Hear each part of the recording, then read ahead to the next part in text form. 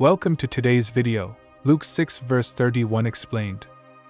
And as ye would that men should do to you, do ye also to them likewise.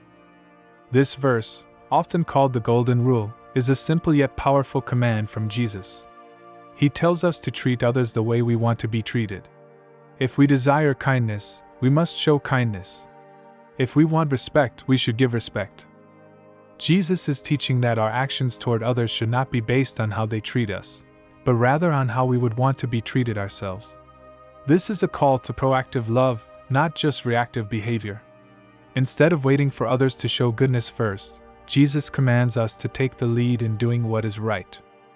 This principle is not about self-interest but about selflessness. It encourages us to think beyond our immediate feelings and consider the needs and feelings of others. In a world filled with selfishness and conflict, this teaching stands as a foundation for Christian living. The verse is also deeply connected to the love of God. Jesus consistently taught that love is at the heart of the law. In Matthew 22 verse 39 he says, "Thou shalt love thy neighbor as thyself."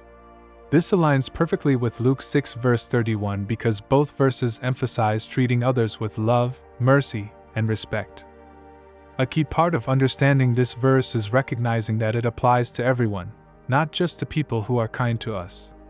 Jesus did not say to treat others well only when they deserve it.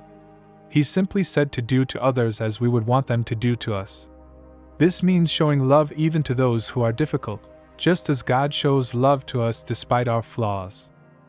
This teaching is especially important in daily life. It applies to small actions, like speaking kindly, being patient, and showing understanding. It also applies to larger issues, like forgiving those who hurt us and helping those in need. When we live by this principle, we reflect the character of Christ and become a light to the world. Luke 6 verse 31 is not just a moral rule, it is a command from Jesus himself. Living by it requires humility, patience, and the guidance of the Holy Spirit. It is not always easy, but it is always right. When we follow this teaching, we become more like Christ, and our relationships with others are transformed. This verse is also a test of our faith.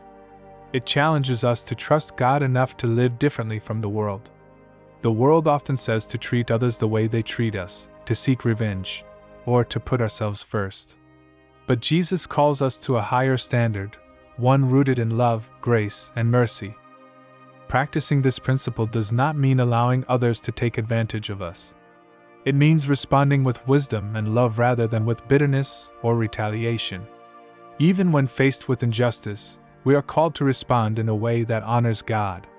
Romans 12 verse 21 says, "Be not overcome of evil, but overcome evil with good." This verse is not just for individual behavior, it has the power to change communities, families, and even societies.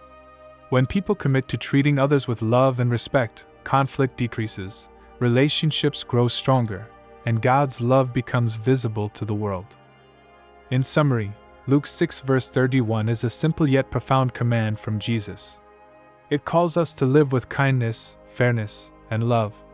It is a daily challenge to put others before ourselves and to reflect the heart of Christ in our actions. By living this way, we not only obey Jesus but also experience the peace and joy that come from walking in His ways.